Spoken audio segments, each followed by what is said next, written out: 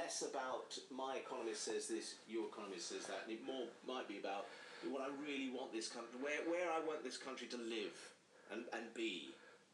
Well, I don't ever think it was entirely about that for a lot of people anyway, but yes, I want it to be about the UK being an open country to the rest of the world, to be able to work internationally to solve problems like climate change or tax avoidance, but not to do it within the European Union, which has failed entirely in those regards, and to be our own self-governing democracy again that can work internationally to solve the problems that we all care about. Right, so outward-looking, part of the world, but not part of Europe.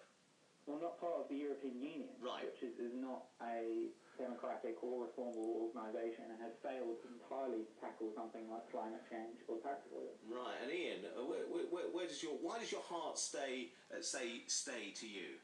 Well, I am a British passport, but I've lived a long time on the continent, and I value their views as much as our views, and because I've got a company which has got 100% exports to the EU, where I'm working mainly with foreigners, if that's what the British want to call them.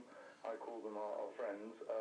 It just makes sense. I also, having lived on the continent, understand why after the ashes of the Second World War the EU and these constructs were built, because the more people work together and build prosperity, peace together, the more likely are they're not going to fight each other. And no, coming back to the value issue, for example, the EU, as people maybe know, won the Nobel Peace Prize in 2012. It has got a proper constitution.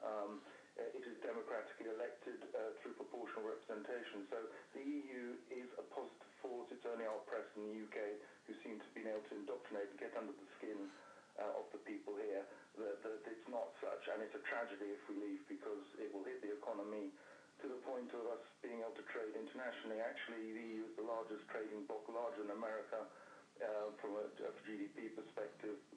No one would leave that in their right mind. And we also have 56 trade agreements which allow us to trade globally.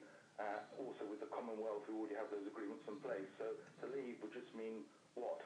Right, There's nothing left. Andrew, you're very good. Ian, you're very good as well. You speak like pros here. You'll be signed up for the next ITV debate soon. No problem, I'll be there.